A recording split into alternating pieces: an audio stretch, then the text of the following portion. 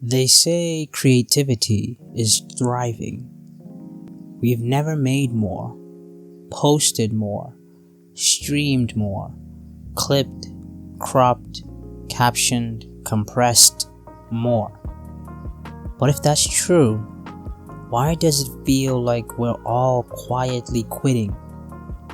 Like we're mourning something, but nobody wants to admit it's gone. There's a silence under the noise, a flatness behind the flood of content.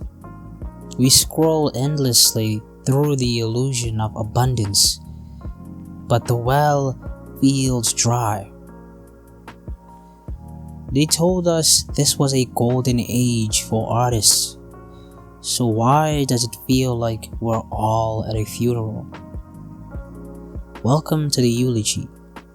Not for imagination, not for talent, but for creative freedom.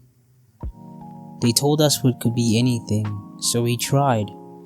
We painted, we filmed, we wrote, we played, we posted again. We learned how to optimize, how to trend, how to chase relevance without looking desperate. But it turns out you can't pay rent with possibility. You can't afford groceries with vision boards. You can't build a life off likes. And so, piece by piece, we stopped dreaming out loud. We started calculating instead. How long is too long? Will this thumbnail work? Will the algorithm bury this if I'm honest? We became systems engineers of our own expression. Artists turned strategists. Poets turned marketers. Musicians turned brand managers. And the art? It got squeezed, tightened, trimmed to fit a mold no one ever really understood. But everyone learned to obey.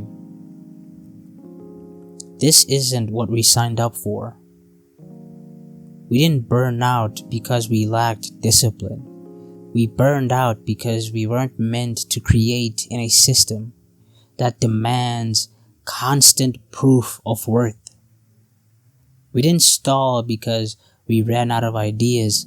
We stalled because we ran out of permission to make things that weren't immediately valuable. Burnout isn't sometimes laziness. It's grief. The grief of watching your passion turn into a performance you no longer recognize. The grief of showing up for your work and feeling nothing. Not pride, not purpose, not even resistance. Just numbness, apathy dressed in routine. And I know I'm not the only one. I've seen creators I admired fade out, disappear, shut down. I've seen painters take day jobs, writers delete their drafts, filmmakers shrink their stories because they couldn't make the math work. This isn't just my burnout. It's an epidemic. It's a pandemic. We are drowning in output, but starving for meaning. Every platform wants more. Faster, shorter, catchier, louder. There's no room for incubation, only circulation. Art used to take time. Now, if it doesn't perform in the first hour, it's considered dead on arrival. And we start adapting, not to express, but to survive. We make decisions like, should I post this now or wait until the algorithm is awake? Should I say what I mean Or what will avoid controversy? Should I be original or just remix something familiar? And slowly, our voice gets filed down into something smoother, safer, easier to digest, but not ours. The tragedy isn't that people stopped creating, it's that they stopped recognizing their own creations. You look at your feed and think, who made this?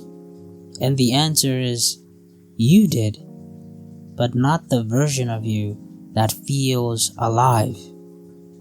The version of you that's performing, competing, contorting, because that's the only version that gets seen.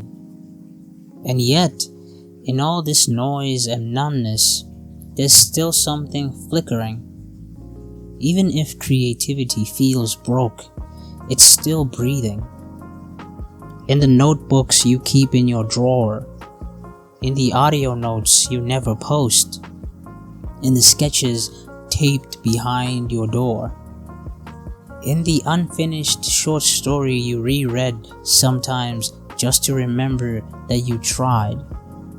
There is something quietly heroic about making something that may never be profitable, never be optimized, never trend. There's something sacred about making something anyway. Creating now isn't about going viral. It's about not disappearing. It's about saying, I'm still here. I still feel.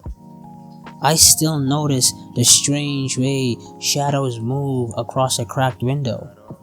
I still care about stories no one's asking for. And if no one asks, I'll tell them anyway. Because art isn't dead. It's just broke. Overworked, underfed, lonely, but still stubborn, still alive in the quiet margins, still whispering in the places the algorithm forgot to look. I don't make things because I think they'll win. I make them because not making them would be a deeper kind of loss. Because somewhere, someone might need to hear exactly the thing that doesn't perform. Because creativity is not content, and a soul doesn't fit into a metric. And if this whole machine chews up everything we make and spits it back as trend bait and vapor, then let the last thing I do be a whisper of truth. Something messy, something sad, something mine. So if creativity is dead, then I guess I'm the one keeping vigil, lighting candles in silence, leaving scraps of poetry at the grave, telling stories to no one in particular. And that's okay, because even in the morning, I'm still making, quietly, stubbornly, still making. If you liked the video, please subscribe and tell me in the comments if I'm right. Tell me if I'm wrong. Tell me anything. But remember, thank you for giving me your time today. Peace.